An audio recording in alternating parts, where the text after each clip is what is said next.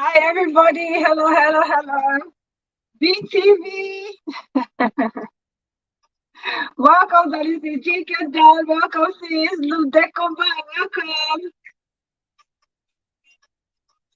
Please, as you come in, like and share. Shirine's Kitchen, sis. Welcome. Oh, no.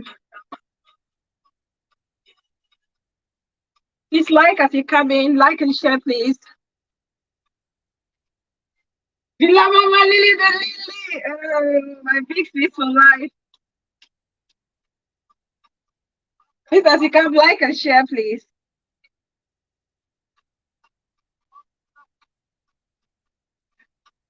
Hello, my beautiful sis, JK Doll. Welcome, guys. BTV, Lumdeko Mamuma. Welcome. Please come here, like, share.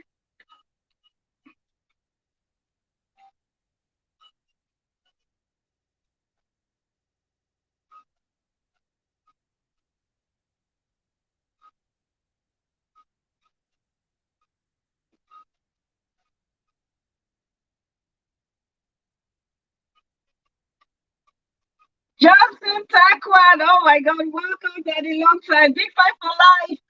Welcome, Tammy and the most eligible bachelor. Welcome, darling. Thank you so much for joining, everyone. Please, as you come in, like the video, share, invite more people. Bring all your village people to come and join us, please. We have a very important guest with us today.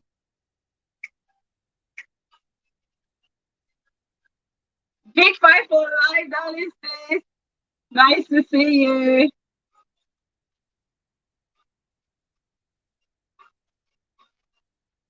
Johnson Takwan, how you doing, darling? Long time.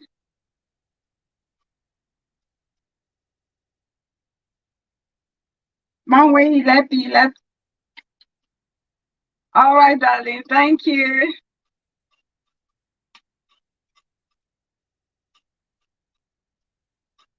Thanks, sis. Thank you so much.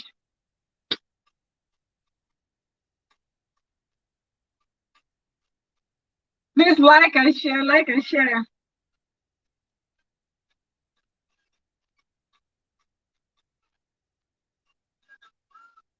Gokatunja na mountain, Lulu. Welcome, my darling sis. Welcome, welcome. Welcome, everybody. Welcome to Bella Fountain TV. I'm Bella, your host, as you guys know. Thank you all so much for joining me today. Thank you all for taking out that time to spend it with me. You could have been doing other things, but you've decided to come and share your special moment with me. So I thank you all so very, very much. Thank you all to all my new subscribers. I see we've gained some people in the family. So I want to appreciate and thank all of those new subscribers for joining, for believing in the content, for liking it. And please remember, when you join us, don't forget to tap on that notification bell and select all. So whenever I upload a video or I come on live, you will not miss a thing. Oh, our co-host is here. Just a minute, guys. Let me just put this. Sorry, just a moment. Please like the video. Like the video. Okay, it's okay. Like the video, guys. Please.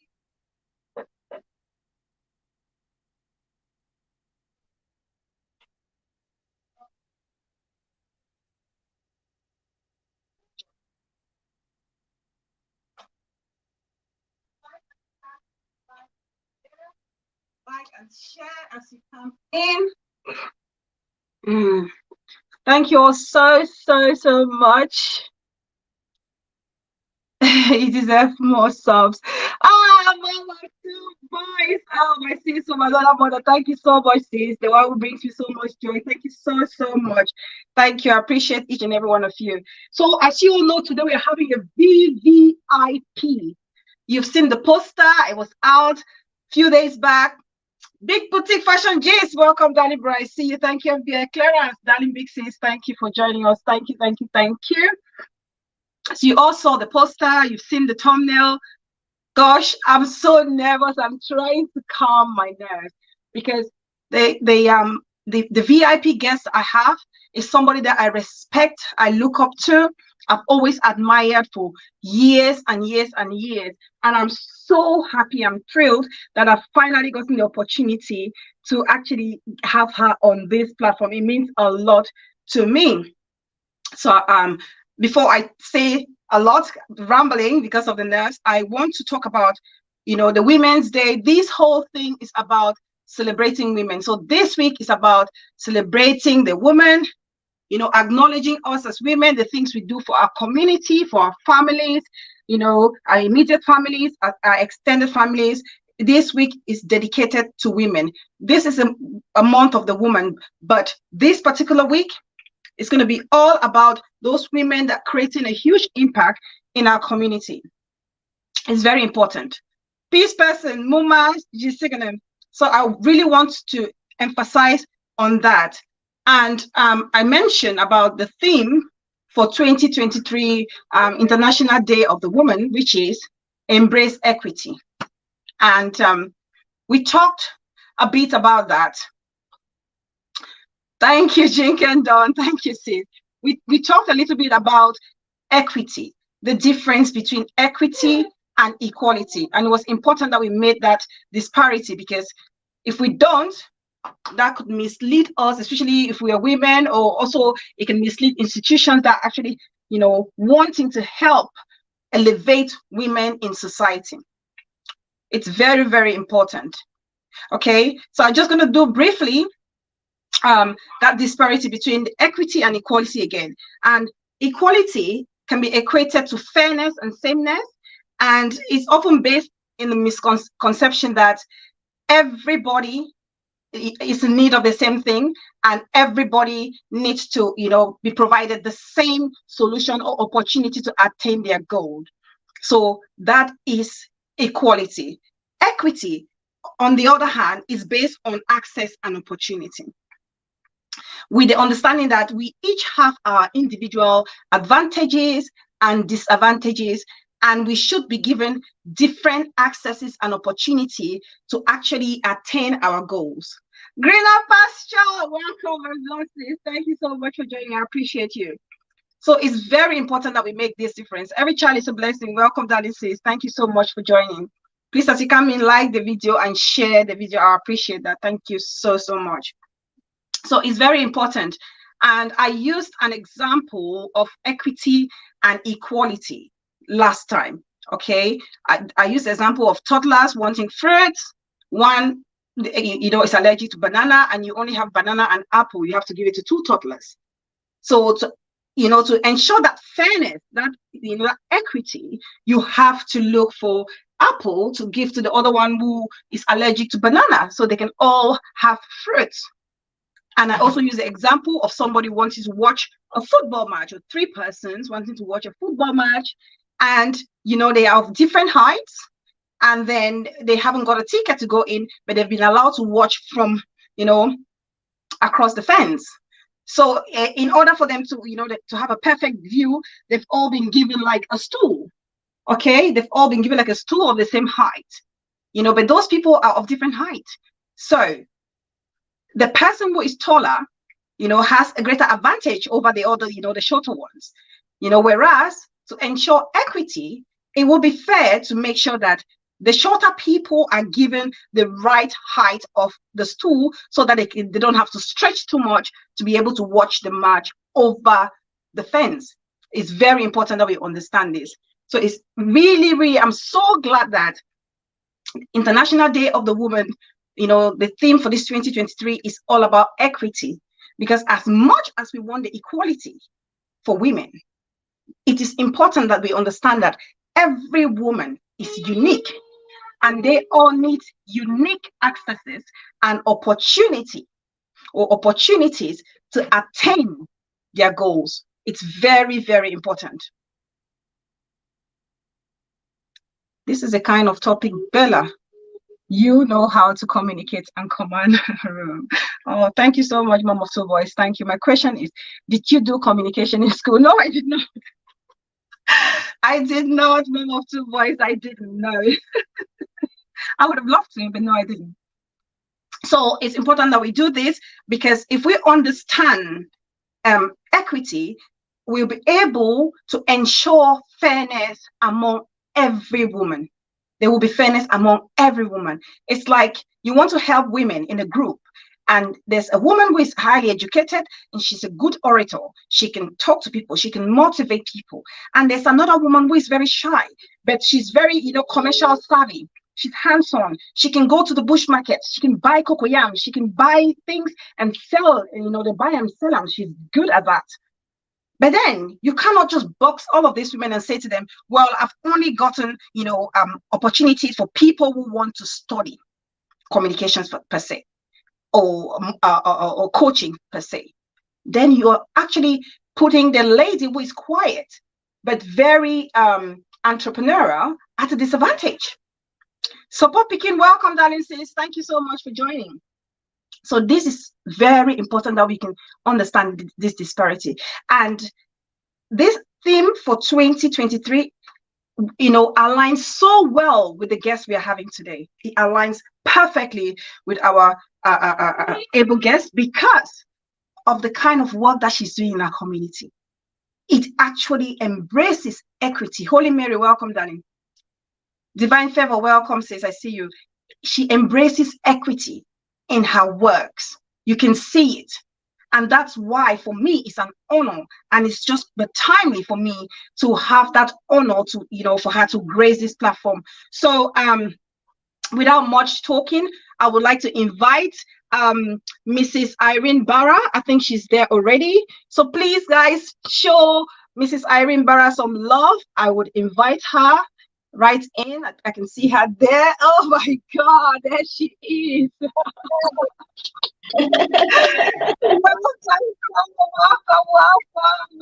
Auntie. Thank you so much.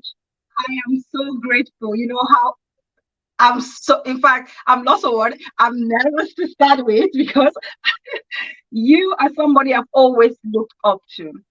I've always admired you. I've always admired your work. I've always admired your charisma, the way you carry yourself, the things you do, your humility, the thing you do for humanity. It's always inspired me. And I never thought that this will happen. And it's happening. I would say this is one of my greatest moments on social media ever. So thank you so much, Auntie, for accepting this invitation. Thank you. My pleasure. My pleasure. It's my pleasure to be here. And are you hearing me? Yes, we can hear you. Yes. All right. It's my pleasure to be here tonight. I'm very excited. This is the beginning of a new dawn for me, a new season for all of us. It's March.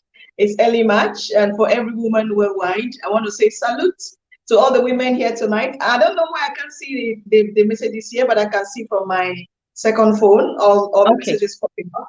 Yeah, so I want to greet everyone here watching me tonight. I'm seeing everybody's really excited. And I'm excited. I'm more excited than everyone else. So let's go. Thank you so much. Yes, it's going to be fun. Yeah. For anybody who doesn't know you, which I believe every Cameroonian should know you, not just Cameroonians. People worldwide should know you. I expect them to know you from your works.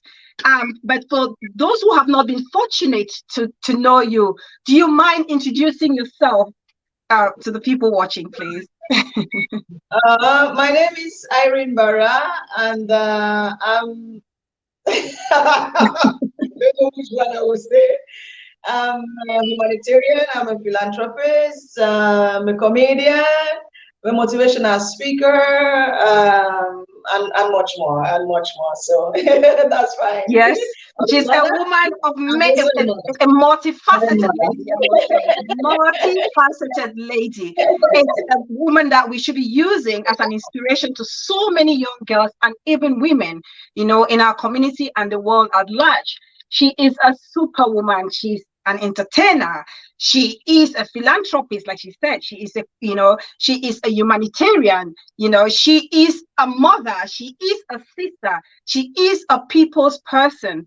And for me, you don't have, the very few of such persons in our community.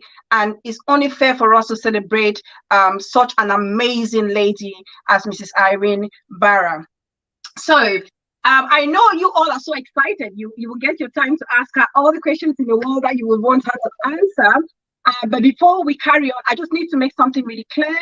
As you all know, you can see on my screen, you have a telephone, you have a number there, a Momo number, you have Orange Money, you have the website and the name of the recipient. Please, I beg of you all, I know you guys love me so much, you're always there to support me, but for the purpose of today's show, okay, every proceed will go to Akimbo Welfare Foundation, which is a foundation run by Mrs. Irene Barra. So I would prefer that no one should provide a super chat, okay? If you feel like supporting me, just kindly donate it. Just print out that number and donate it, please. Messages are just overflowing. I see so many messages are just overflowing. Yes. Oh my God, Raul Mothers, Auntie, thank you so much for joining. Welcome. Auntie Sylvie Mange, welcome. Hot Pepper, my blood sis, welcome. Wow. Nice to see you. Thank you so much. Thank you. So please, I beg of you, kindly show your girl some love. Kindly, let us know you are people who want to support, and you're always there to encourage positivity and growth in our community. Just look at that number, the name, the details, everything you need to know, and the website to know more about the foundation is right there. Just go ahead and support. Please support. And when you do that, if you want to drop it in the comment section to say you've done so, I will much appreciate it. So thank you guys in advance. So I'm just going to go ahead and ask Mrs. Irene Barra some few questions, which I have for her, and I'm really looking forward to them. And the first thing I would like to ask you would be, how did you find yourself in the entertainment world to start with? Oh, they say that's something the follow person, like something more the follow person for come up ask about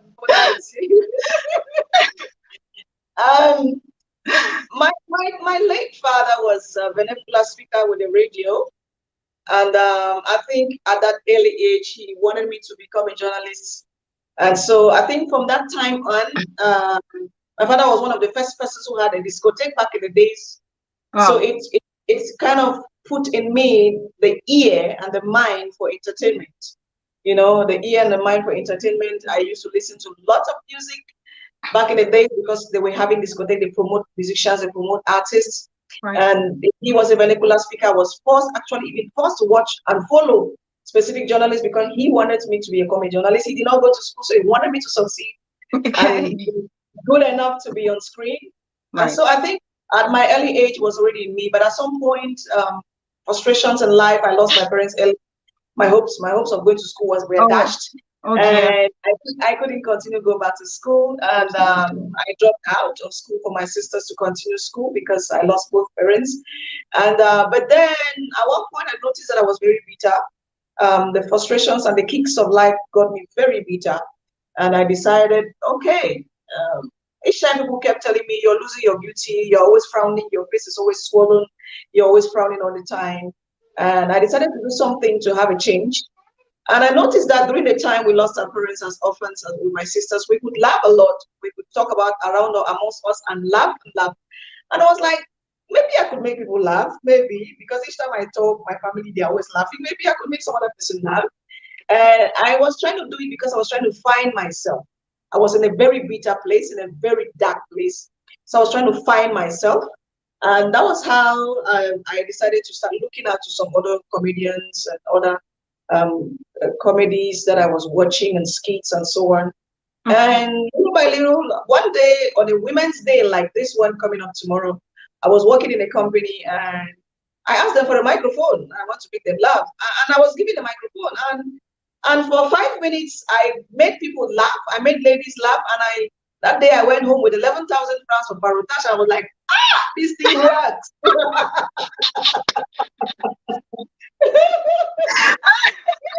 I was like, this thing works. So, okay. And that was just the beginning of it. And that was it. I got involved with other people in the industry, how to write my scripts and how to shoot and so on. So that was just how I got to entertainment. Yeah. Wow. Well, that's interesting. And you telling that story already, I can pick something about you right there. When you talk about giving up your own education for your siblings, that is selflessness right there. That is you thinking about people. You always have people first. So it's no coincidence that you found yourself doing what you're doing. And that's, it's very touching. It's humbling to hear. It is. And I'm sure many people watching me here. Amma TV, welcome. My selfless sis. The Dollars Blog, welcome. Thank you so much for joining me, Sister Liz. So that alone, Mrs. Irene Barra, says a lot about you as a person. A selfless person, a humble person, someone who always thinks about the other person, not necessarily themselves. So honestly, it's a unique character to have. So thank you. The first image I have of you, if I must say, the very first time I saw you on social media, it was this iconic skit. This iconic skit with you asking money from your brother from the US, or who was based in the US. There was a skit where you're like, brother, you don't send that money. Yes. Oh yes. I know you from way back. I know you from brother money, and he was saying there was someone that was sending to short up. I need money. Yes, that's right. You almost forgot that existed, right? I kept this as my. I was just being a babe, right? That's what we do, and that's what we do to our people. So that was an iconic skit. And I will remember, my household has watched that skit numerous times, and every time we watch that skit, we would laugh until we would tear up to say how funny that skit is. And that skit has a huge message in it, a massive message in it. What inspired you to write that skit? That particular skit, at that time, there was a trend at that time going on about bushfallers not sending money, or bushfallers going through some things. It was from the angle of the bushfallers. They were the ones like on the shout out, like, oh, you guys keep asking money, it's tough out here, and so on. So I've been on a platform where a journalist called me a witty comedian. That Irene, you're a witty comedian, and accept that I'm a witty comedian. I make you laugh, but I have a very strong, cutting, sharp message there. Yes. So I was coming from the angle of the home base. I was coming from the angle of the village person. I was coming from the angle of the people who are home, who will not want to reason or understand.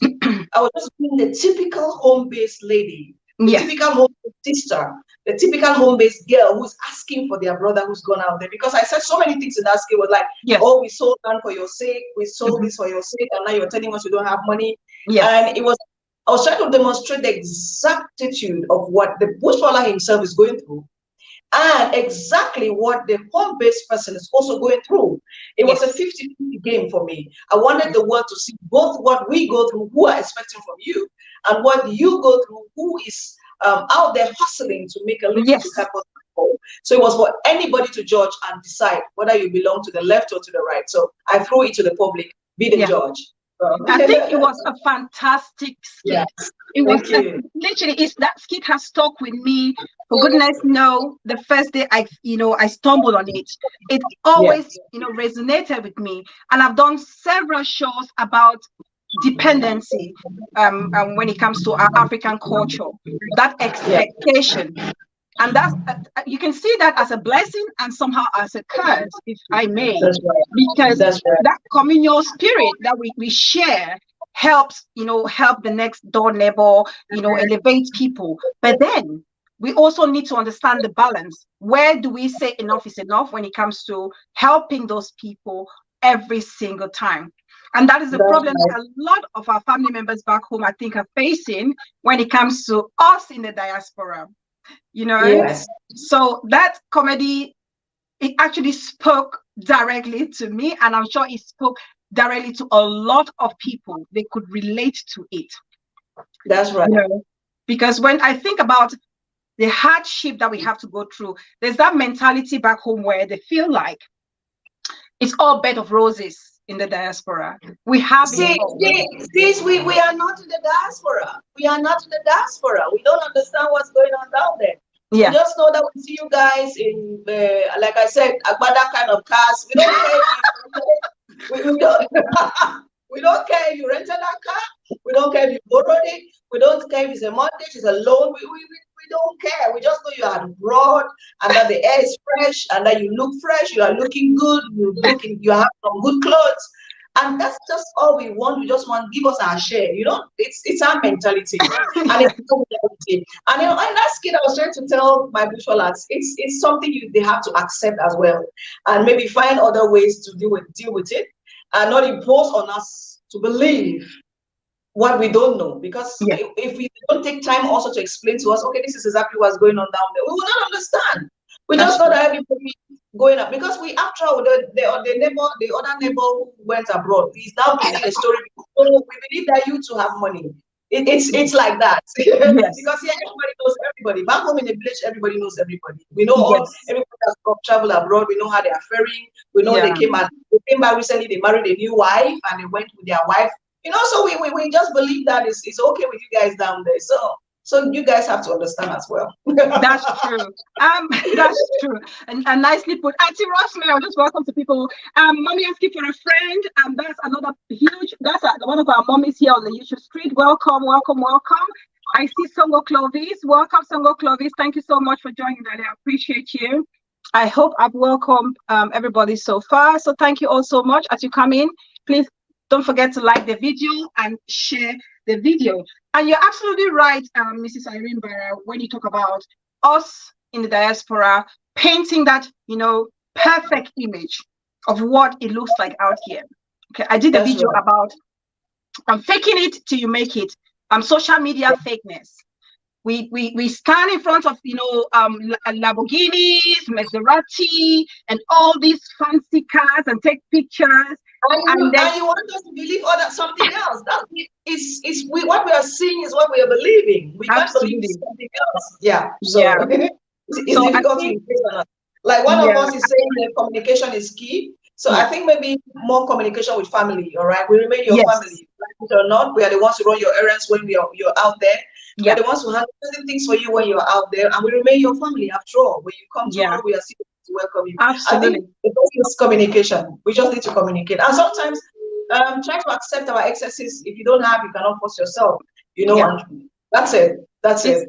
Absolutely true. I feel like the responsibility lies more on us in the diaspora to be open and honest and not be shy, like you said. Open and honest conversation with our family members, make them understand that this is a reality. This is what you're facing. When you have it, you would share. If you don't, you don't have to go get those bank credit cards and go out of your way just to make or impress people so they know, oh, you haven't let them down. We have to be honest and realistic about the whole situation. It's very, very, very important. That's right. And then now we're talking about the International Day of the Woman, or the international the month for the woman. And there's a lot, so many things come to my mind. I can think about so many things. I can think about gender equality. Another thing I want to talk about would be gender stereotyping.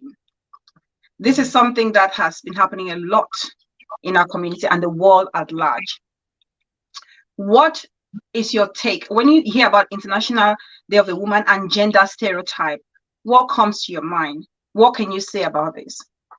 For me, I think gender stereotype is very broad. It will depend from your angle. Maybe you specified in what domain. When it comes to a man and a woman and the role in society. What do you consider in the diaspora as gender stereotype? It's something that can be obscure for us back in Africa, and can be a taboo back for us here in Africa. So I'm worried about touching a topic that is sensitive. So I would need to maybe clearly what particular domain. In the domain. So okay, we focus on our African community. Let's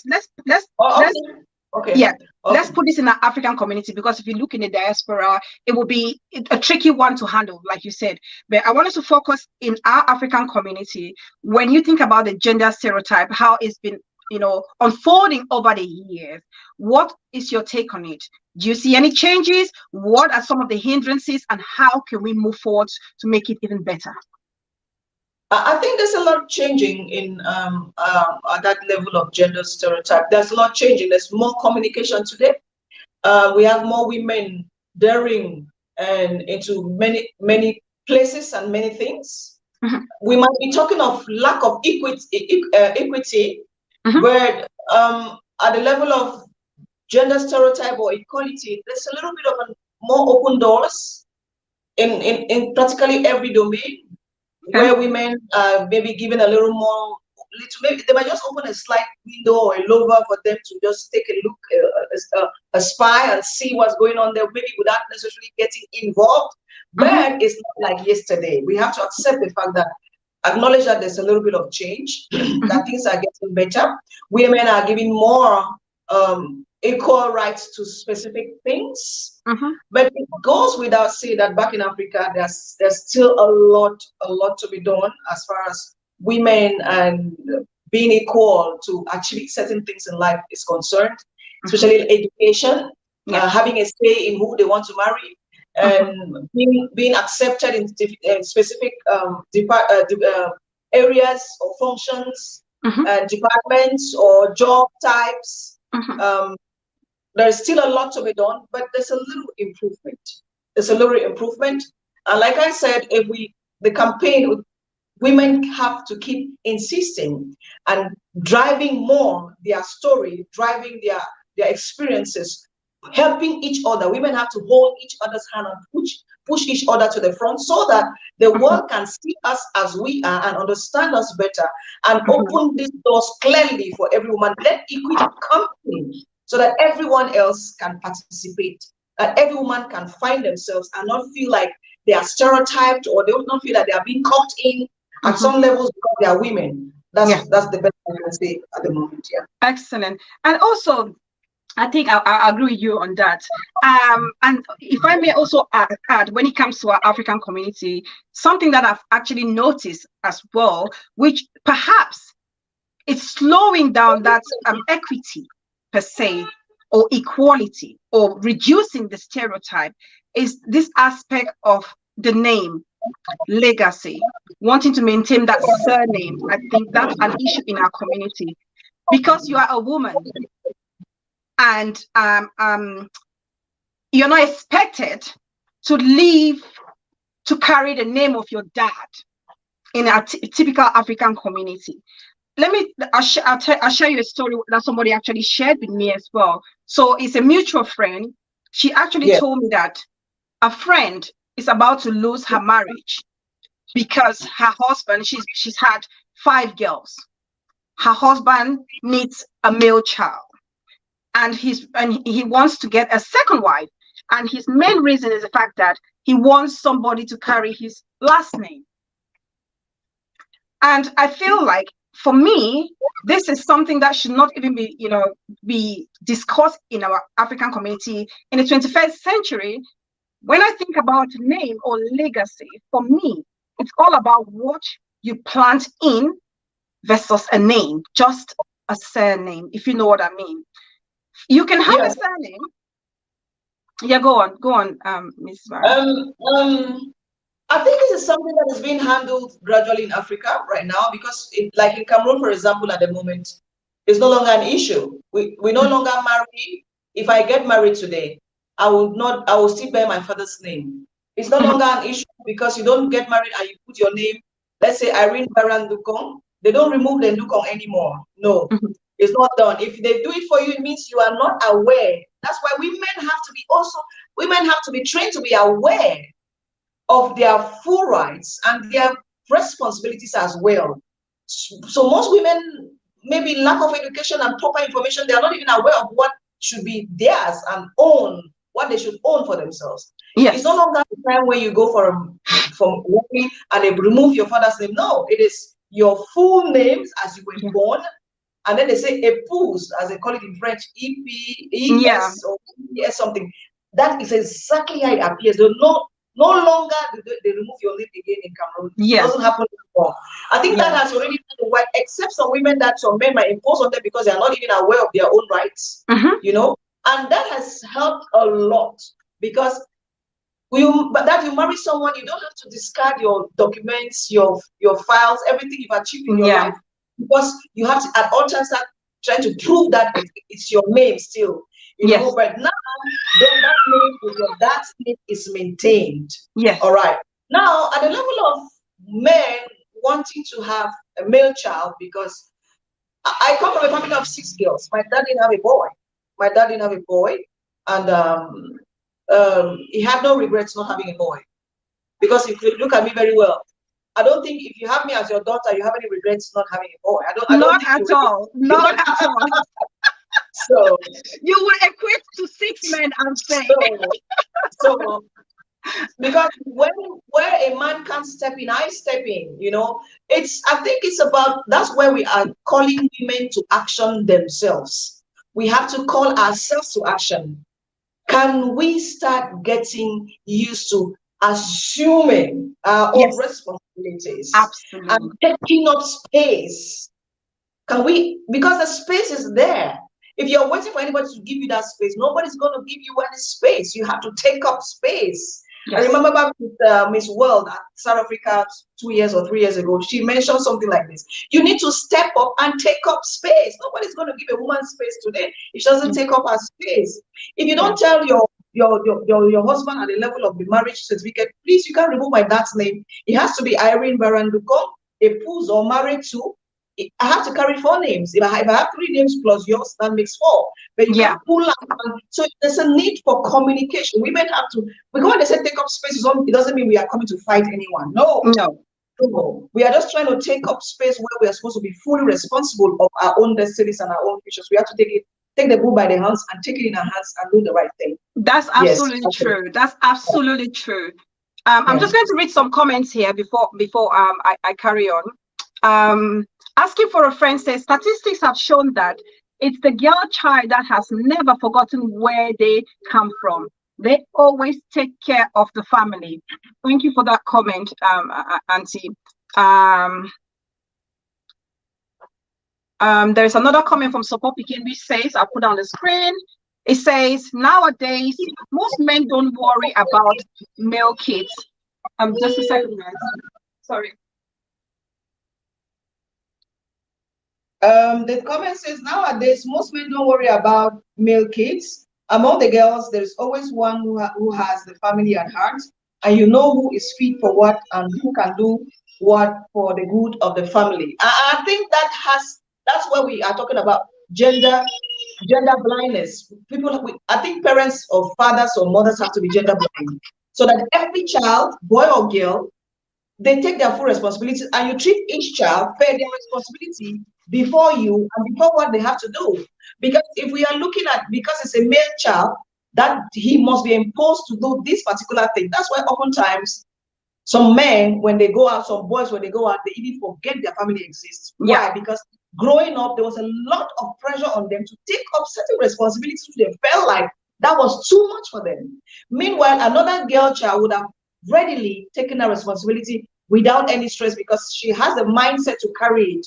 So I think we have come to a place where it's no longer about a male or a female. I'm really happy with this. I think we should just be at that level where give all our children equal opportunities, equity, equality, and let every child assume what they feel more comfortable with and bring something positive to the family. That's absolutely. Because gone are those days. Gone are those days where the girl child will be put at home and the male child will be sent to school. And so many communities are being disadvantaged because of that misconception that it's the girl child will end up in a man's house, whereas it's the male child that will go out to fetch, or to ensure the upkeep of that family.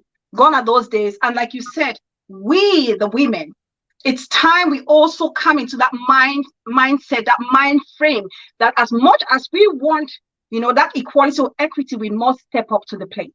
If you want to accept that role or responsibility, you must be ready to lead, to execute, to the standard that is expected of, in quotes, a male child. Is very important. We cannot just be saying equity, but then when it's given to us, we shy away. It's a lot of responsibility and we have to step up to it.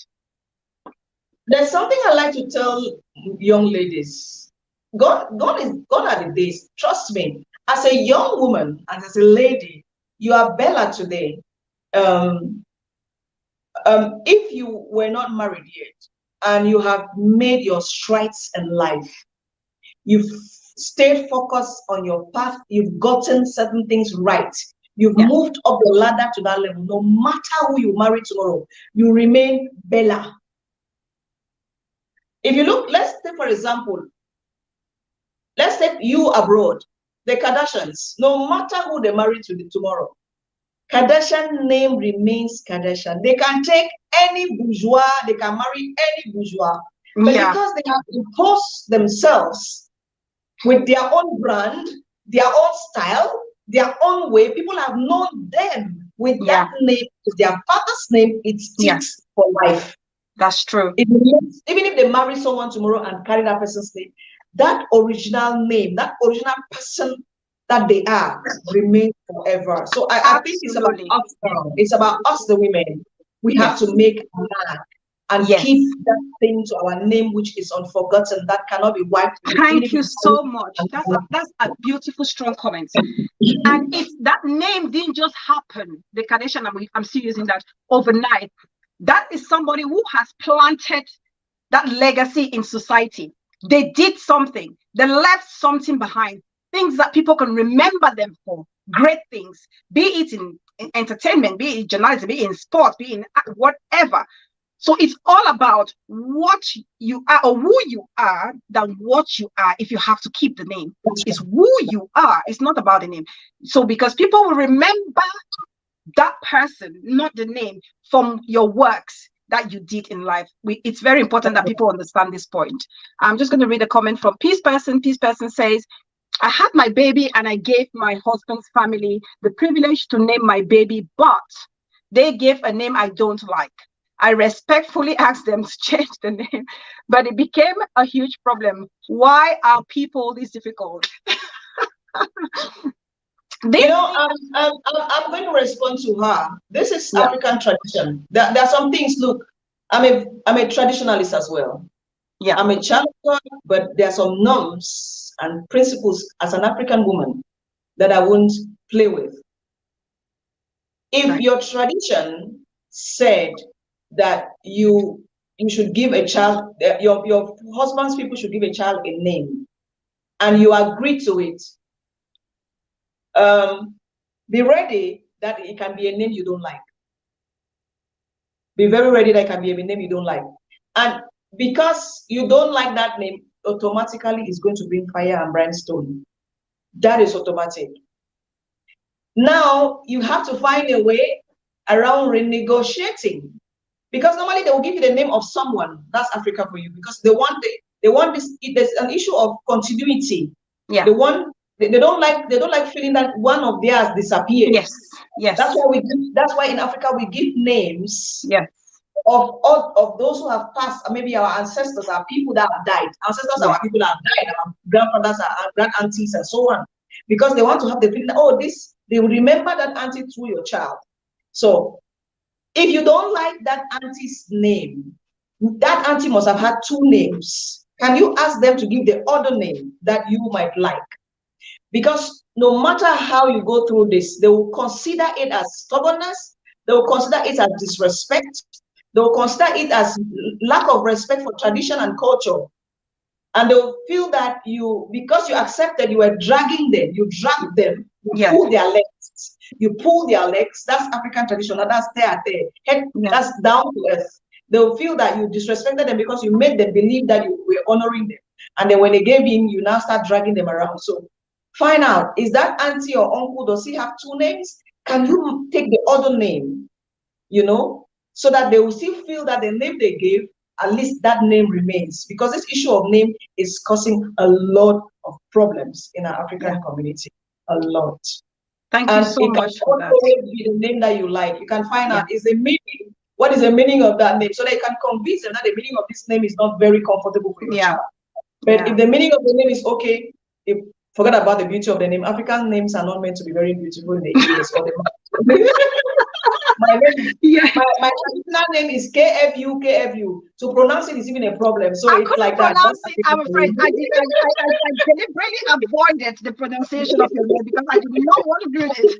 So I understand my sister's pain. I understand her pain. Yes.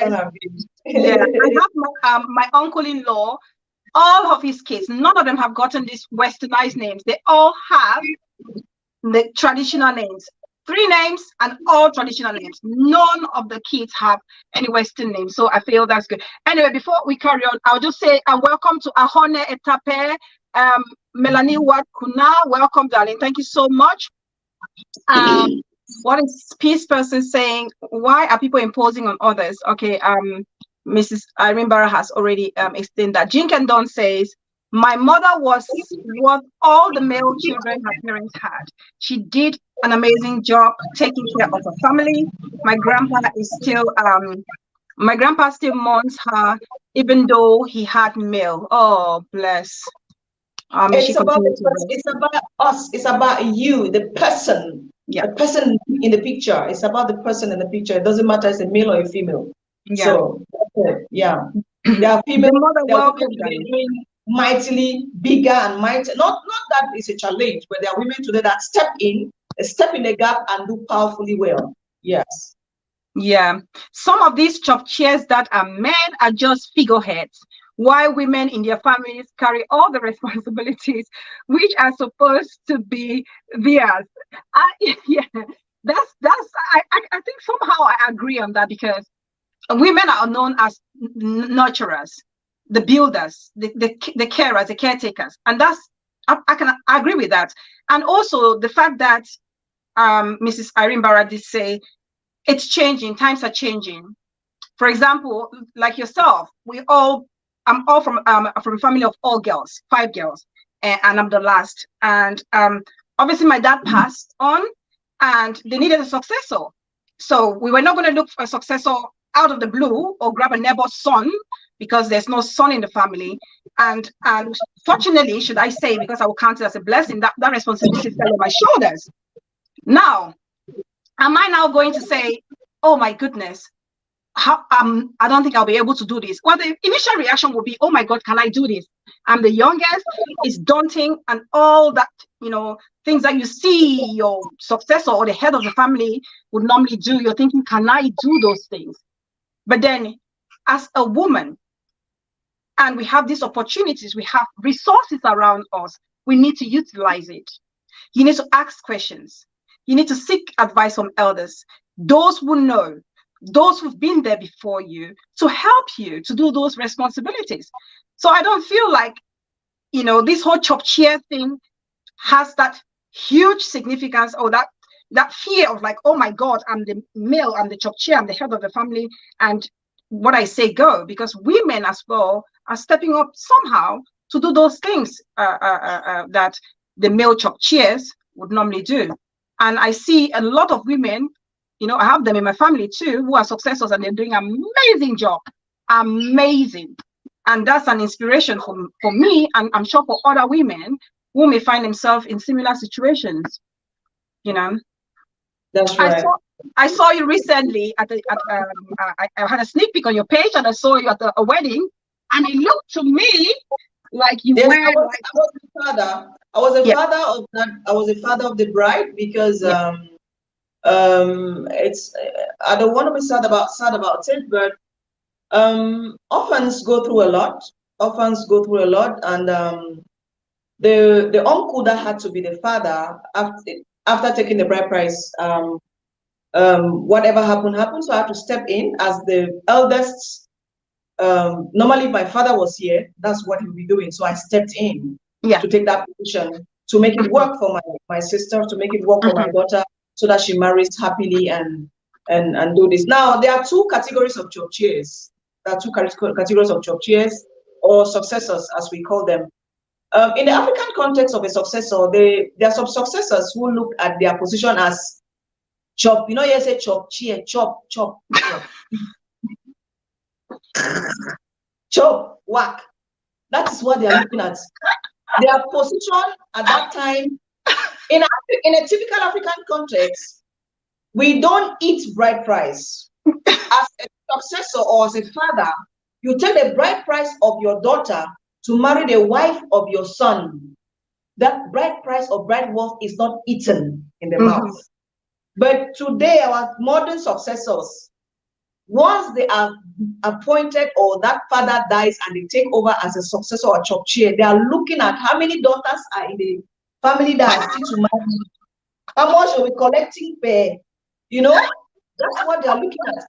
How many already married? How many in-laws he has that you'll be calling and asking for money every month, and they have to give him on a Monday allowance because he is a chop chair. But you are not seeing how many wives he has gone to marry for other sons and the entire family. They buy them, they take these monies for bridal wealth and they buy themselves good cars, build their houses, make themselves get other wives, yes, buy good side chicks, left and right, or concubines, and they live their lives large from the wealth or from what they gain from moving from one of their sons and daughters' house to the next. They just move, they just travel, they are travelers, permanent travelers. They call it as they are traveling. They have no responsibility whatsoever. This is what we call chop chair. Now, this is the first category. Now, the second category is what we call successor. Now, let's put it in English because some of preaching, you don't get sense in it. They are not correct. Now, the successors are other people that take full responsibility of the load that was left over to them by parents that have died. Or because successor oftentimes is not the eldest. Sometimes they go and look. Some families are intelligent enough. They look for the one that has the heart of everyone, and they make a successor. Or when the father was dying, or the mother was dying, he looked around and picked that one that has a good heart and make them their successor. That one is a full-blown responsible person that cares about the welfare of every child without discriminating whether this is a cousin, a nephew, a niece, an uncle, auntie, whatever, and they take their full responsibility and ensure that their family goes to the next level. So in Africa, we have two categories of successor and job chair. These two people not confused. So your own is job chair like my own, don't manage it like that. Right. Have you heard chop chair people? Don't chop that term chop chair. If you're calling yourself chop chair, no, people are doing one sided. They look at you at one eye. You should call yourself successor. Be a successor. Live up to the expectation of looking after the family rather than feeding off the family. Okay. So before I carry on, please, if you haven't liked this video already, do me a favor. Just click on that like button to show that you're enjoying the conversation and the discussion, and you're also participating. And please, I beg of you guys, I cannot ask enough. Right. The guest we have today is none other but Mrs. Irene Barra of Akimbo Welfare Foundation. She's doing an amazing job, a fantastic job that very few people will do, and she do it with so much humility and openness and transparency. If you can do me a favor, there's a number right there. There's an MTN Momo, there's an orange number. If you can kindly support her cause, her foundation, I would so much appreciate it. You guys are good. I know you guys are amazing at supporting, and you will not let me down. I count on each and every one of you to do me this favor. I would appreciate. Nothing is too little. Doesn't matter. It's going to go a long way to save a soul or help a soul somewhere. Just making sure I've acknowledged everybody. Metapicade, welcome, my baby. Welcome, welcome, welcome. The mother, welcome, welcome, Danny. Thank you so much. Thank you for joining. Ashanti Nikki TV, welcome. Thank you so much. Thank you. Please like the video and share the video. So, my next question, there's a show number. I think I pinned the show number. That's a show number for anybody who wants to call at any point to say something, to contribute, or ask a question for Mrs. Irene Barra to answer. Please do so on WhatsApp only. So now, Mrs. Irene Barra, another question for you. Philanthropy, humanitarianism, how did that come about? This is something I've been doing like forever. These things are inborn to some people. Like there's first and foremost, this we have to give honor and glory to God. Some things we do in life, we are called to do them. We are called, it's a calling. But now, how do you, if you are able to discover, because everyone is called to do something, but are you able to discover that thing that God is calling you to do, or God has assigned you on the earth to do before you leave? That's between you and your God, and that's between you and being able to recognize that talent and use it for the help to help humanity. All right. So I must say that it's a calling from within. It's deeper than me. It's not normal. I think it's deeper than me. There must be something bigger in me that pushes me to do this, and that can only be God. But then when God calls you to something, He starts training you on that thing very little. There are things you go through that you're not able to accomplish your mission because you have not been trained enough to accomplish your mission. And my parents sent me to stay with my grandparents when I was just 6 years. It means I left my father's comfort and my mother's comfort to go attend to my grandparents. I was their legs, their hands, their ears, their eyes. I carried them water. And so all those running of errands, being aware that you are being sent to live with your grandparents because you need to attend to them. I wasn't sent to them because I didn't have a parent to stay with. Because some children are living with their grandparents because they don't have someone to take care of them. Those are two different things. I was sent to stay with them because they needed someone to be at their service, at their aid, helping them out. Yes. So it groomed my mind to be of service to someone, like it or not, at that early age. I think it began from there. Wow. It began from there. Running around to make sure that they have water, make sure their clothes are clean, make sure, trying to make sure they have what they need at my tender age. That was automatic. It was automatic. And then I lost my parents very early. I lost my parents very, very young. I had to step back out of school just so I can take care of my 5 siblings. So you see that it's a continuation. From the time I was young, I was used to being able to be at the service of someone. And then now I'm being able to attend to my siblings as their mother and father, sacrificing my own education, sacrificing my love life, marital life. There are many men who came to marry me, but most of them ran, you go, I'm not over plenty. There are so many things I went through. So it was already a sacrifice, but I wanted them to succeed from that time. And after that, I went over to many other things. And then finally, I got to being myself, got into entertainment. And that thing of always being at the service of someone who needs help was always there. So no matter how long I would stay back and try to be myself, be selfish for myself or my family, there was always something pushing me to do a little more for others than just me. And I grew up in a family where I saw my dad accommodate many guys. There's one of us here, Support Pekin. I think they know me very well. I know my late father very well. He was someone who has had so many people in his house at the same time. So all of that put together brought me to where I am with my humanitarian work. They need to always be at the service of someone you don't even know. That's right. Wow. That's very inspirational. That's so inspirational. That's one of the admirable qualities that you have, to be honest with you. I'm just going to read a comment there from my own baby sister, Yvette Mokom. She says, Bella Fountain TV. Please tell Mommy Irene Barra I love her scatter. I'm her diehard fan. I love you too so much. Right. Oh, we have a comment from Villa Lili.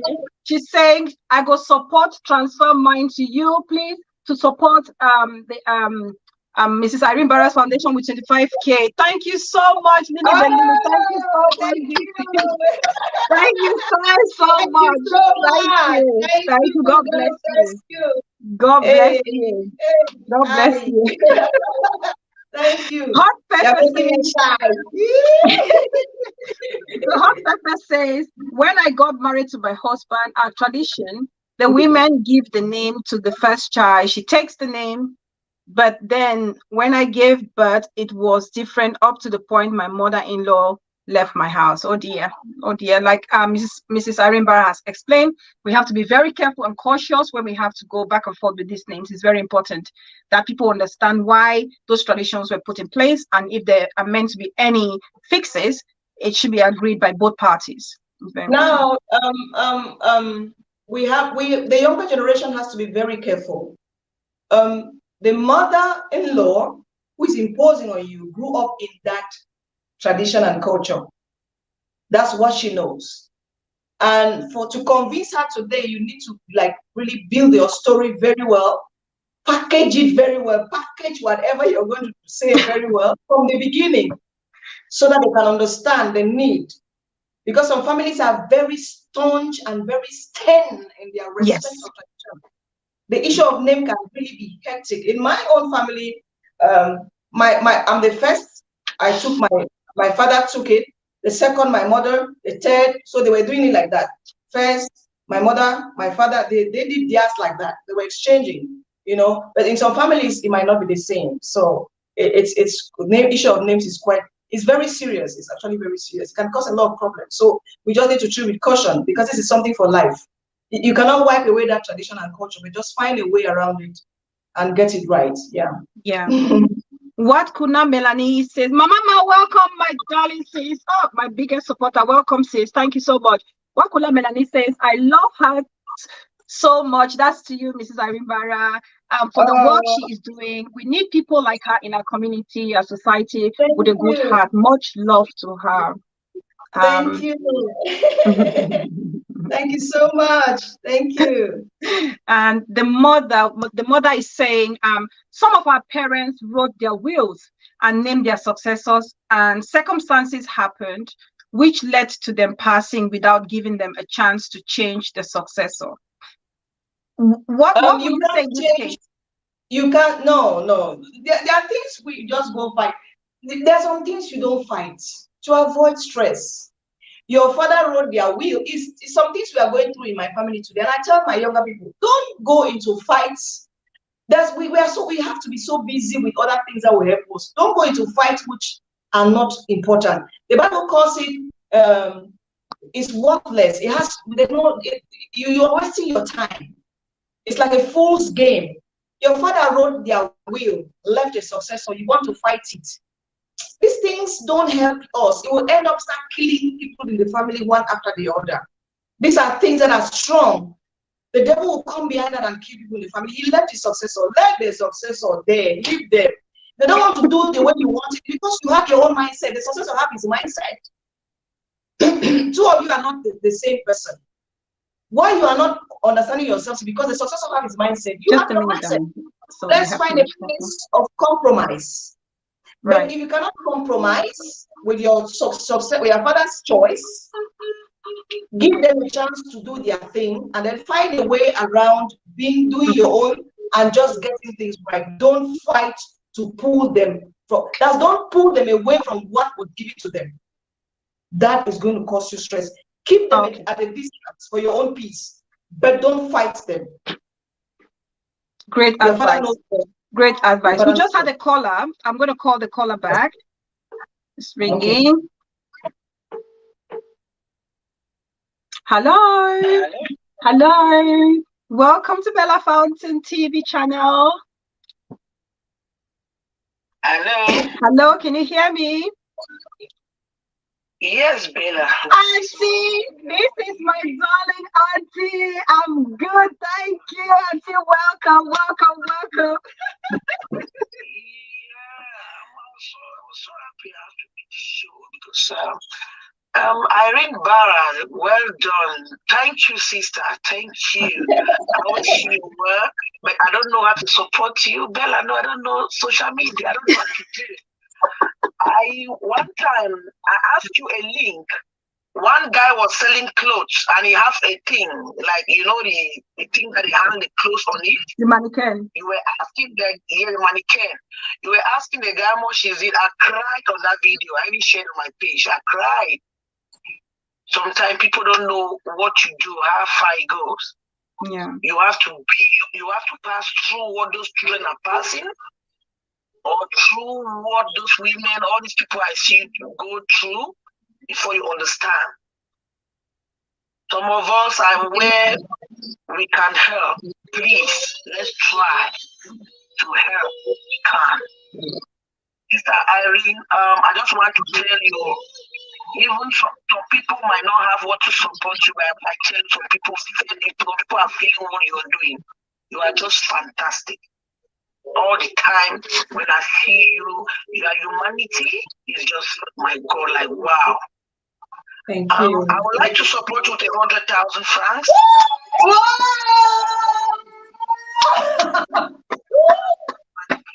I would like to, if you can give something, I really want you to increase that guy. Oh my God.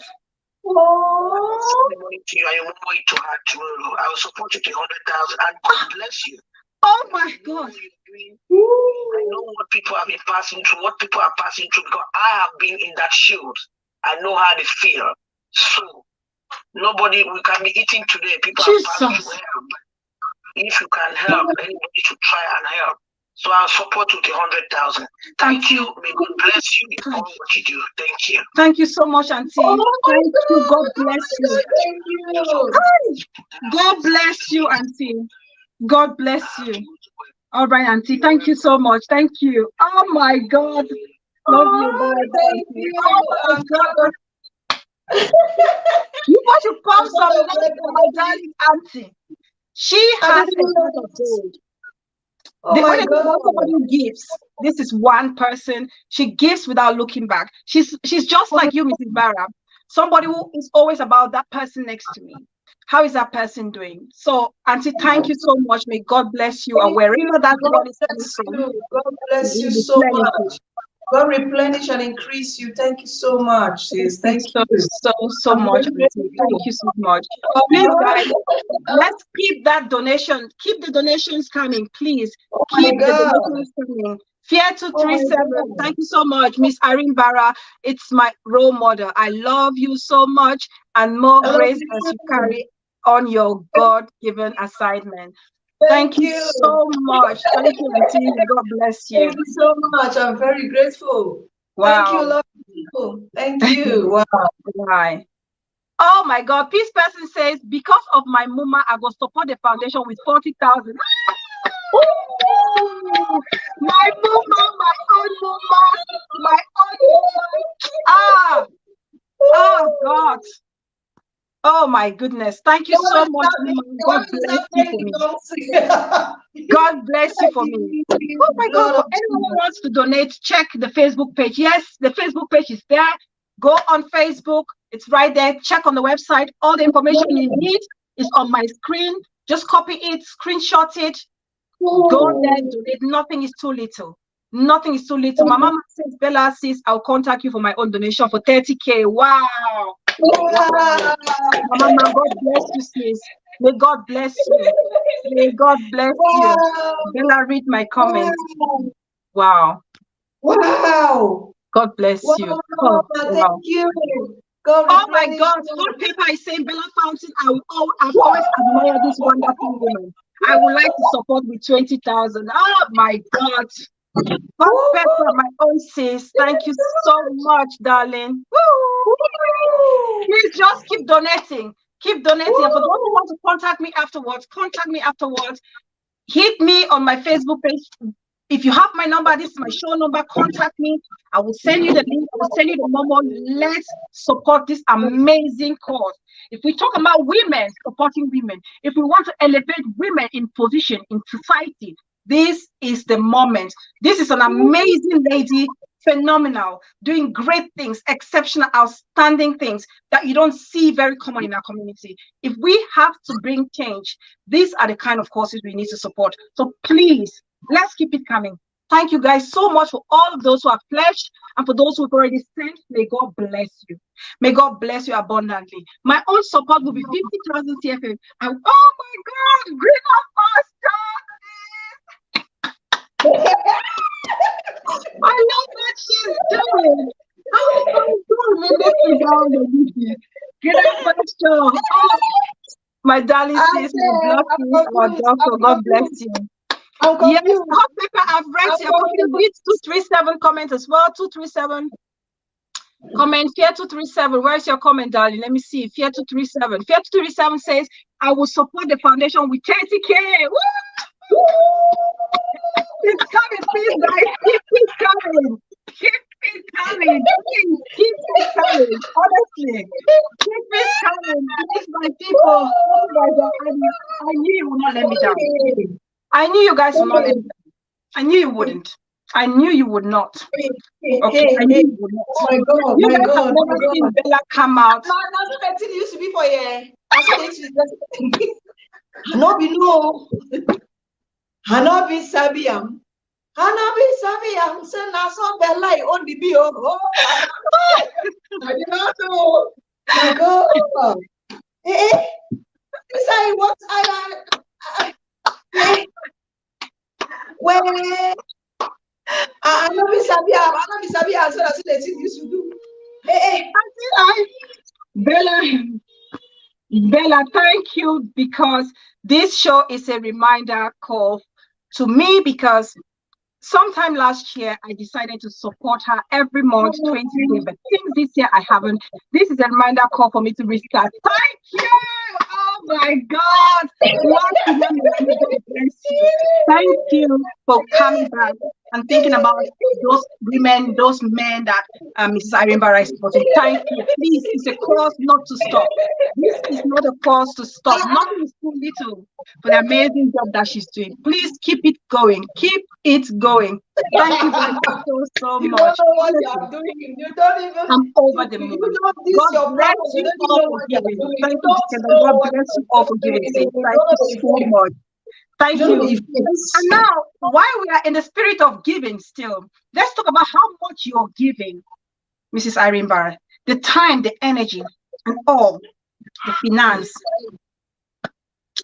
So, yeah. Yes, I'm I listening. look at you and I look at the work you're doing and the people, the kind of people you help. I see a lot of them, as much as they are disadvantaged people. I notice a lot of them are IDPs. And that touches me a lot when I see those things. Why do you have so much focus and compassion for those particular group of people?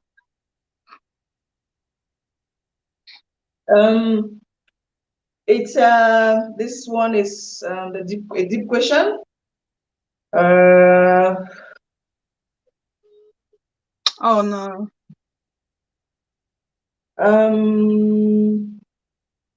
It's hard, right? It's very hard. Let no one deceive you that there has not been a crisis.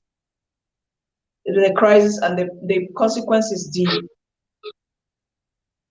The consequence is deep. I was frustrated with what my people were going through. They are being insulted. They are being abused. They're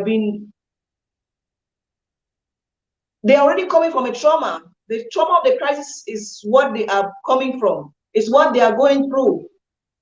But now they are still being insulted, being traumatized. The more they've been taken advantage of, they go through a lot of things in the hands of the people they meet every day on the streets. And I felt like I felt weak. If I just sit there and not do anything, what difference would it make? I would not have added a plus to them in any way. So I wanted to add a plus to this specific. I've been doing charity for a long time, but this specific group of people became my priority because I saw them, women on the streets, not having a place to sleep. They were piled up, some few of them who had an opportunity. Some people gave homes where you just come and we have Auntie Irene, we have a caller, just if you don't mind. Yes, please. Hello. Hello, Bella, it's still me. Yes, Auntie, go on. I gave Sister Irene, I give money for people, I don't give money for yourself. I'll give you 20,000 for get a drink tomorrow. Oh my God. Women need drink with you group. Oh, so that money is going up to 120, not 100 anymore. And 20 is for you to go and drink. Go and shop. Thank you, my that one is too sweet. The one of my own is too sweet. Wow.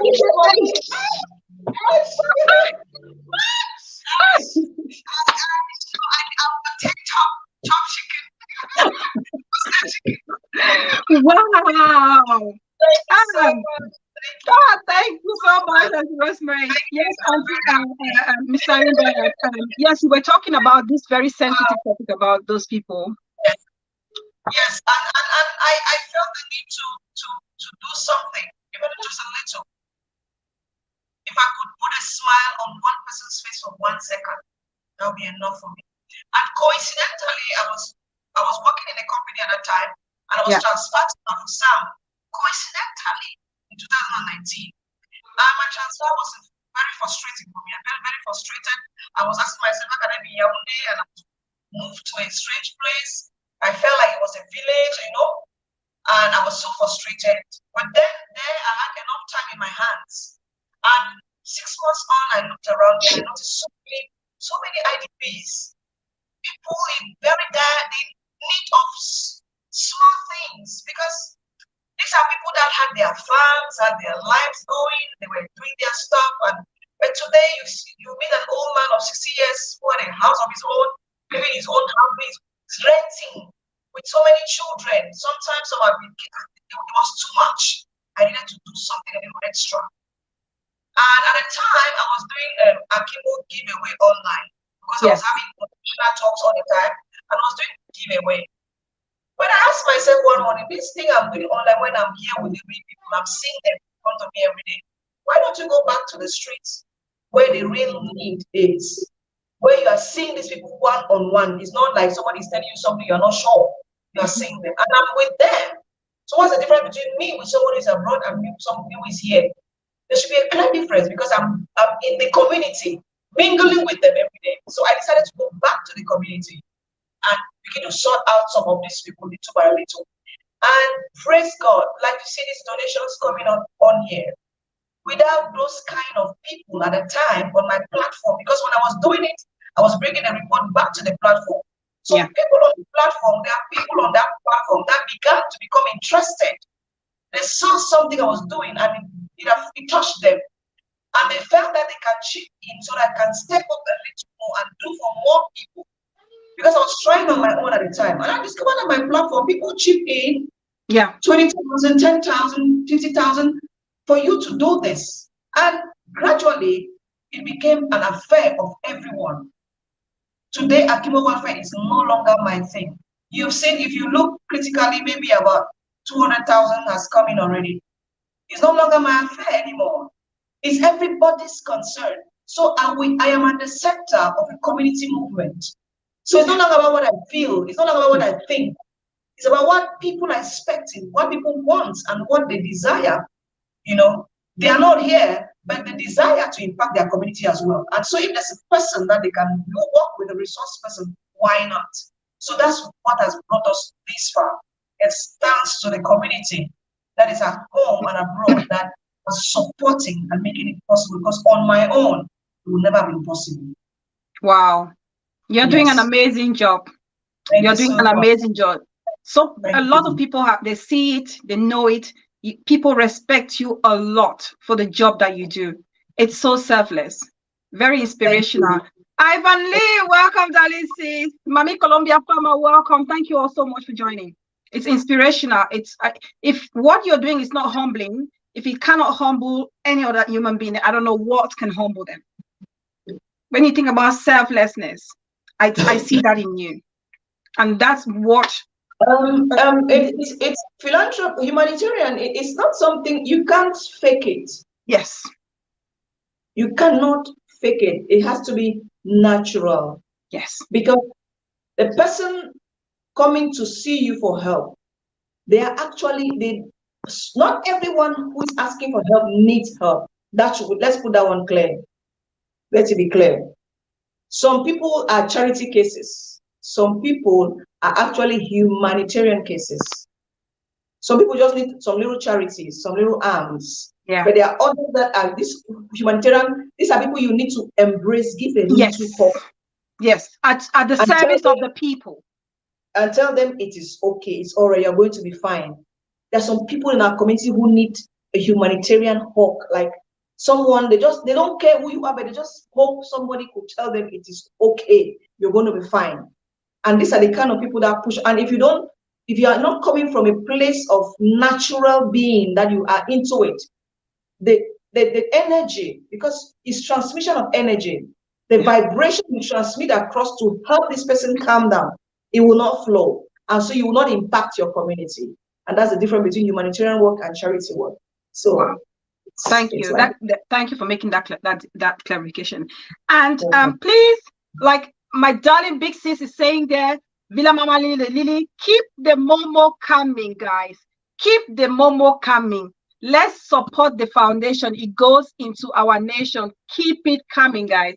If you have not done so, I've said it. It doesn't matter if it's 1,000 CFA franc, whether it's 10,000 pounds, whether it's 100,000 US dollars. Just give as the Spirit leads. Nothing is ever too little. Please, we appreciate every single dime you give. It's going to help somebody somewhere. Please, let's keep it going.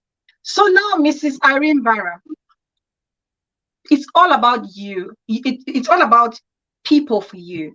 What do you want to do for the people? What do you want to do for your community? How do you find that work-life balance? How do you unwind yourself? I have no issue doing what I do because my whole life I'm working for people. I've never really actually had a life of my own. Like my younger age, I was working for my grandparents. At the time I was trying to get a life from 15 or so. My parents were already either very sick or dead. I was working already for my sisters. So for me, it's a lifestyle. It's a lifestyle. Yeah. And it's never a worry for me. Maybe that's why I don't have too many friends. I'm not very used to going out like clubbing, because if you do what I do, you not have time for clubbing. You don't have time for parties. It's difficult. When I've seen you do some moves. Means you just do those moves only in social gatherings. You don't do the clubbing business. No. I don't. I will not be. Once in a while you have time, but you can't be that kind of social butterfly. There will be no space for socializing. You can't be a social butterfly. There will be no space for it because the number of people, as I'm talking to you, you can see already people are just writing, I need help, I need help, I need help, I need help everywhere. So some of the time you need to sit and maybe sort out. Sometimes you need to sit, rethink your strategy. There's a lot of energy that goes into this work that finding time to unwind is very small. And I spent some time with one of my pastors, the one who actually really mentored me spiritually on some things. I didn't see him unwind. I didn't see when he went to unwind like that. So it's a group. There was a grooming. I had a grooming from my right. Someone, because in everything you do, you need a mentor. You need someone. Mentorship is key. It is. Your father could have helped you. Your mother could have helped you. Your brother, your auntie, but somebody that is neutral. That's like a mentor. Need to mentor you somewhere. Absolutely. So I saw him sleep at 1 o'clock or 2 o'clock and then get up at 4 o'clock. So I don't even know if he finally slept. So and I see his ministry succeed. So I understood that there's a lot to it. If he's doing that as a pastor, because I felt like pastor don't sleep and get up and fast and pray. No, I saw real hard work continuously. So I understood that it's not because it's God's work that you need to sleep, and even the people supporting you will see that there's something not right. There's some real fakeness somewhere. Because because you don't do your homework well, you appear as fake and appear as very light. Yes. And it will not work out. It won't work out. You will not go too far. But when you give it time and work for that thing which you've decided yourself to do, it's going to work out. And in these things, it's not by force. God doesn't force anyone to do anything for him. Yeah. Anything you're called upon to do, he will still come and ask you, do you want to do this? And if you say yes, he gives you the energy and strength to do it. He doesn't force you. So but you have to understand that it's not because it's God's work, you have to be lazy. You have to work doubly hard, more than everybody else. So I work hard. I rarely sleep because I edit my own videos. I go to the field myself. Wow. I speak to everyone calling me myself. There's a lot going on. So you have to be very, very strong, healthy, hearty, smart, intelligent, prayerful, and everything in it. You have to be all of that. Yeah. So that no time. You like that? You have to be God-fearing, energetic, intelligent, smart, and hands-on. And the most important, it has to be a calling. You cannot force it. You cannot fake it. That's the thing. You cannot fake it. Just because Mrs. Irene Barra is doing it, don't now go and say, I want to do the same because I want to get the same love that she had on Bella Fountain TV. Because it may not just be long-lived. You may just have it for just a day. Because I can see it takes a lot of sacrifice. A lot. A Yes. lot. So guys, we are slowly rounding up. I think we have just 6 more minutes, and I want to let off Mrs. Irene Barra. 6 more minutes, guys. So please, 6 more minutes. If you have any questions, if you want to call, please call. Mrs. Irene Barra, you've been doing all the humanitarian work and the philanthropy and all whatnot. I'm sure you've seen all sorts. The cases have been numerous. Is there any case that you look and you think, wow, that's been the worst case I've had to deal with? And Yes. what was the case? You don't necessarily need to name names. And how did you manage to resolve that situation if you actually succeeded in doing so? One of the worst cases I've had, I was doing this thing, I never knew I was going to get to that point. I've handled some 2 cases recently.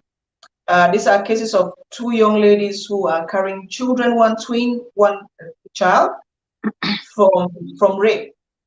Oh. And they were raped during the crisis. And there are many things I would not put on video, but because there was something I asked God on this mission. I told God, because if I slump, if I get emotional, I will lose my strength. I'm always asking for strength not to get emotional, to use my head and my heart, not let go with emotions. But these 2 cases, especially the one with twins, that case broke me entirely. I was crying throughout the time I was in the studio trying to edit that video. And I had to pull out so many things just so it can go out and not shock many people and not cause something. But that particular case, I'm still on it, and it's going to take a long time for us to handle that case like to a certain level. And I pray every day, and I ask every woman out here to join me, pray for this young woman with twin children in her hands from consistent rape. And that she pulls through and become a woman that will have a voice to tell the world her story and hopefully use her story to change somebody's life. But that's the most difficult case I have ever handled. Wow. It was very, very, very emotionally draining. Some cases you see people, they are upright or something happened, or maybe a woman that doesn't even know if their husband is dead or alive and so on. But this one, I'm looking at the girl's age. I'm looking at the circumstances, the incidents change up. And I'm looking at her like in front of me. You see that it's going to take years to bring her to the real world where we are right now. It's deep. That case is deep. Yeah. We are so deep. We pray that God gives us the grace to handle it right. Yeah, I'm sure he will. And for all my ladies out here, we all know we've discussed a lot on this channel about rape, and we know how women are the most vulnerable when it comes to war situations or civil unrest. So this is no surprise, and it's only fair for us, if you're a woman watching this especially, to pray for this young girl, pray for the children as well, so that these children can grow and live a normal life, because stories like this, stigma go around children like that. And the mothers also go through depression and post-traumatic stress disorders. And these are the kind of causes. This is the reason why we should be supporting Mrs. Irene Barra, because I don't even know how she's going to handle this case, but I trust that God will give her the guidance and the strength to go through and ensure that this young lady and the children are all safe and well. And on the good side of things, Villa Mama, welcome. Are you beside me? One and only untouchable. Welcome, sis. Thank you so much for joining. Thank you very much for that compliment. Thank you, sis. Now, on the good side of things, let's flip it. What has been your greatest success story so far? I think I have many success stories. That one makes me smile. These are the ones that like say, okay, no, keep going. I can see your countenance has changed already. If there's anybody watching me here that is very familiar with Akimbo from the time we went back to the street, that time we just went back to the street. There was a lady I met who had run from Manfi, fair like this. We met her, she was having one chicken. I think one chicken she was selling, and then she goes to work to wash clothes for a woman 3 times a week, and they give her 10,000 at the end of the month. And then she had one chicken where she goes in the evening to sell, something like that, to roast and sell. that particular lady. And then we gave her, we gave her, was it 40,000 or so at a time? That was around 2020 or so. At the time, and just at that roundup period, we gave her that money. Her house in Manque was burnt down. Her husband too had died because her husband was a patient and could not find access to Banser Hospital. You can't get any bad. Wow. Yeah, so he finally could not get his drug, so he died because the crisis had blocked the roads and so on. And so she ran here with her children, with her 5 children. And that year, we put the children in school, and then we gave her money for her capital. And then as days went by, we gave her some little support again. This year, 2023, when I was going back to school for children, no, 2022, 2023, when I was going back to school in September last year, she called me and she said, Mom, I said, yes. Said, this year, don't add my children to the list of back to school children. I'm saying, Jesus. Wow. Are you okay? She has 5 kids. He says, Mom, because at the time we met her, only 2 of her children were going to school. 3 were not going to school because she could not afford. Yes.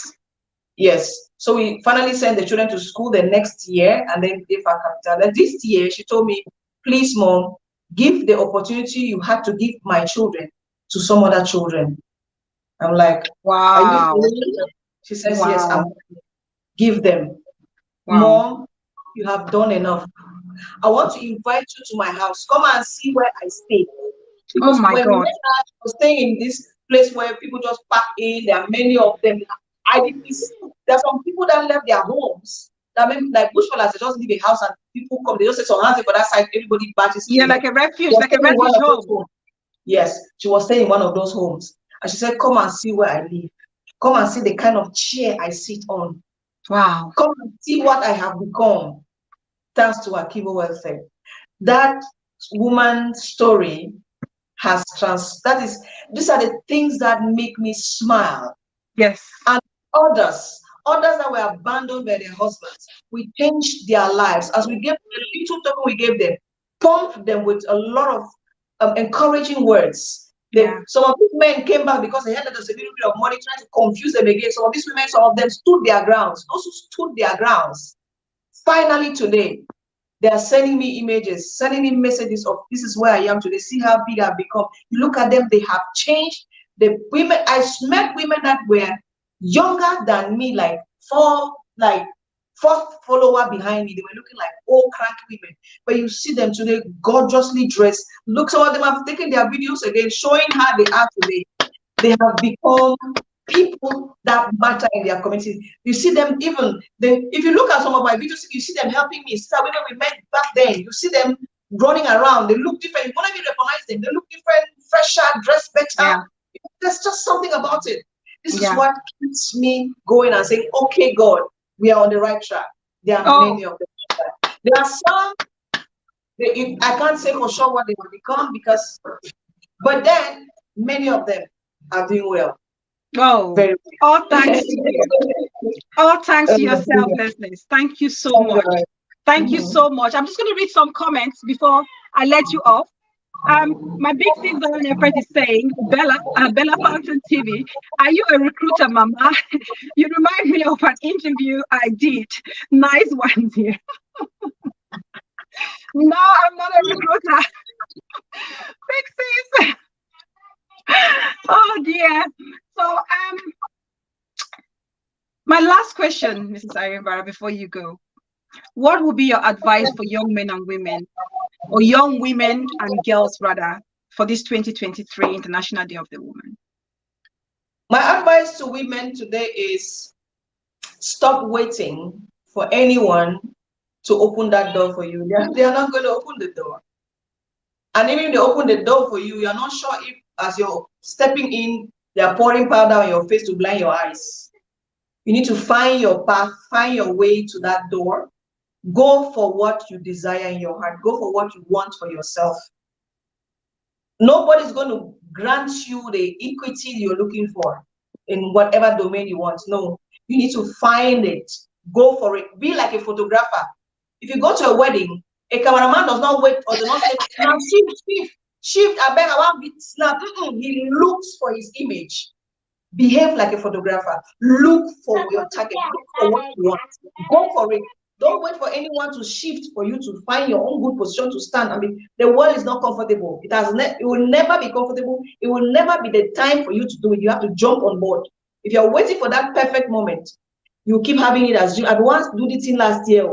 Before you know it, you are gonna. Especially, there's something I want to say, especially for single women, single ladies.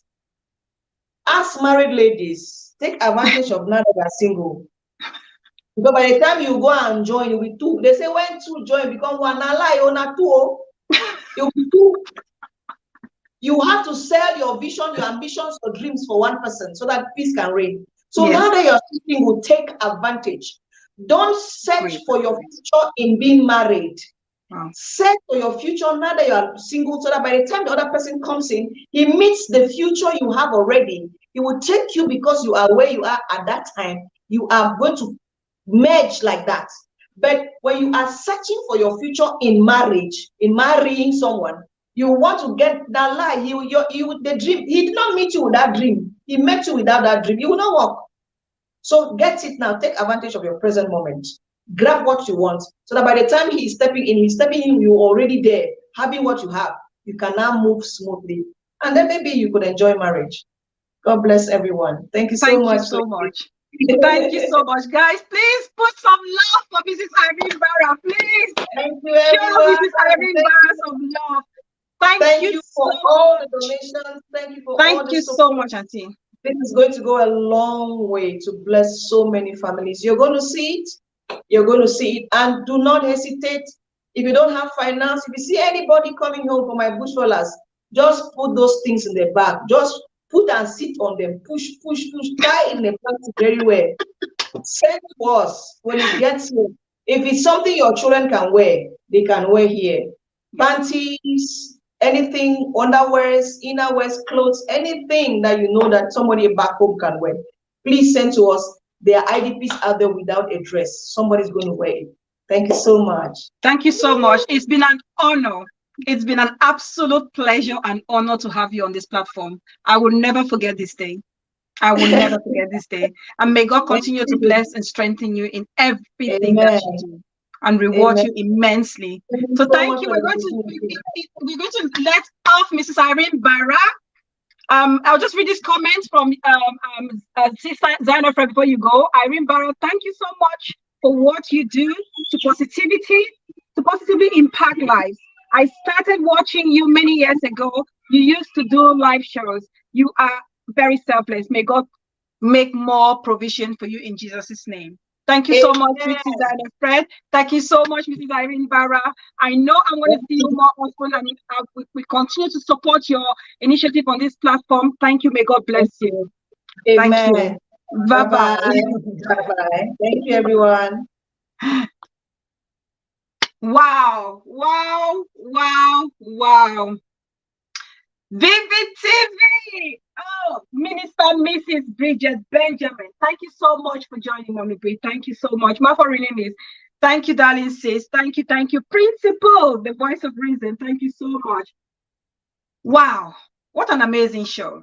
If you haven't donated yet, if you haven't supported the cause, what are you still waiting for? What are you still thinking? We shouldn't have any doubt, like I said. Nothing is too little. It will go a long way to do great things in the lives of people, the less privileged. Please dip your hand. Just dip your hand, that little spare coin, you have it somewhere in a piggy bank somewhere. Let's support our fellow brothers and sisters. Let's support Akimbo Welfare Foundation. Thank you guys so much. Free and welcome, darling. Miss Kim, welcome. I hope you all have had an amazing time with us this evening, because I've had a blast. I have had the time of my life. I did not think this would happen. I want to thank my darling big sis who was under this show, who made this happen, who made this, this show happen. I want to thank you so much, big sis. I appreciate you. I appreciate your time and effort. Thank you so much. I don't know if there's anything anybody wants to ask, or if there's anything someone would like to call to add to the show. If there's any word of encouragement you want to give to people out there or to young girls and women, you feel free to call. Feel free to call. We have 5 more minutes and I will round up the show. 5 more minutes. I'm just going to be thanking everybody as we go. If you have a call, then that's fine. Yvette Mocom, thank you, my darling baby sis. White Kuna Melanie, thank you so much to all the donors. Thank you. I appreciate you. And for those who are to contact me afterwards, that's it. My show number. It's there. Please contact me and I will forward you all the details. Hot Pepper Sabella Fountain TV. I've always admired this wonderful woman. I would like to. Okay, I've read that. Okay. Ashanti Nikki TV. Thank you, sis. Hot Pepper. Thank you so much. Peace person, Mama. Thank you. God bless you. God bless you. Big Five for Life, my darling sis. Thank you so much. Jinken Dawn. Oh, my beautiful, supportive sis. God bless you. Divine Favor. Thank you so much. My mama, thank you, my beloved sis. Fear 237, thank you. God bless you so much. Greener Pasture, my beloved sis, thank you. God bless you. Just make sure I give everybody a shout out. Oh, Big Sis Zion Fred, thank you so much. God bless you. Mommy asking for a friend. God bless you. I own my voice. God bless you. Thank you so much for coming. Lulu, my darling sis, God bless you. Thank you for coming. Mami Columbia Farmer, Villa Mama TV, Ivan Lee, my general sis, God bless you. Thank you for coming. Oh, Round Mothers, my beloved auntie. My beloved auntie, love you so much. Thank you. God bless you. Villa Mama Lily, the Lily, my dearest big sis for life. You know how much I heart you. Thank you so much. Thank you. Kamejis 237. Oh, my sis was in the house. Thank you so much for joining, sis. Thank you. God bless you. Ayo Bisang, the one and only untouchable. God bless you. Thank you so much. Thank you. I appreciate you. The mother, my wisdom says, thank you so much. I appreciate you so much for coming. Miss Kim, Mafo Relindis, Free Andom, thank you so much. Thank you all. How, thank you. Ako, thank you.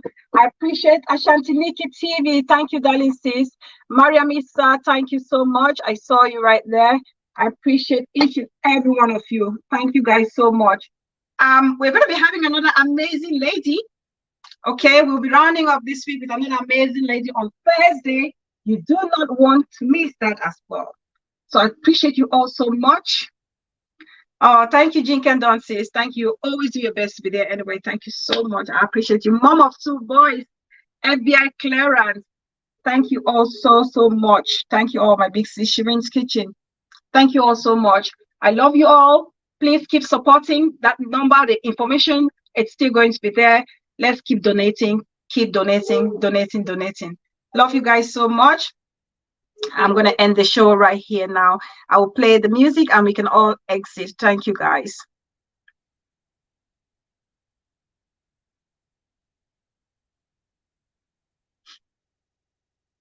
What an amazing day.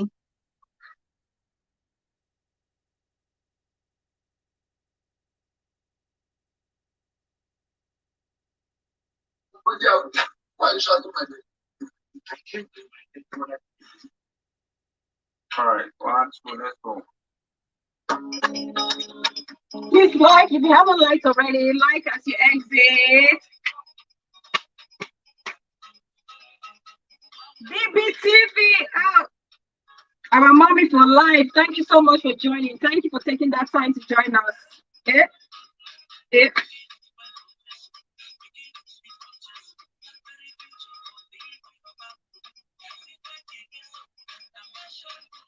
Fashion where? Please like the video. Please like as you go out.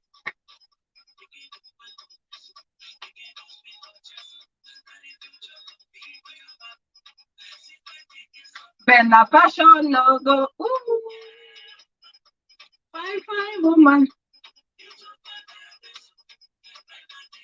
Good night, Yvette. Welcome, darling sis.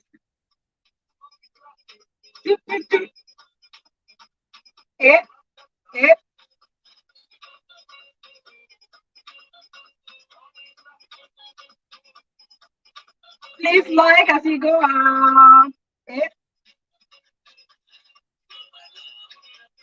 Woman, look at.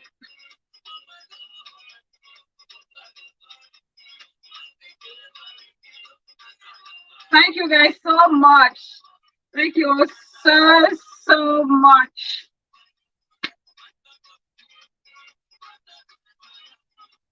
Please like, subscribe. If you haven't subscribed, please subscribe. Don't go without subscribing if you haven't done so already, please. Hey. Yeah.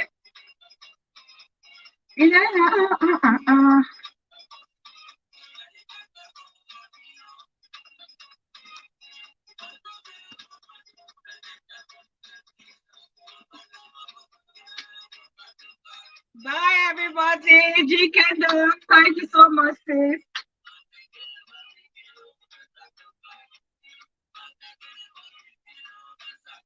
Bye, everybody.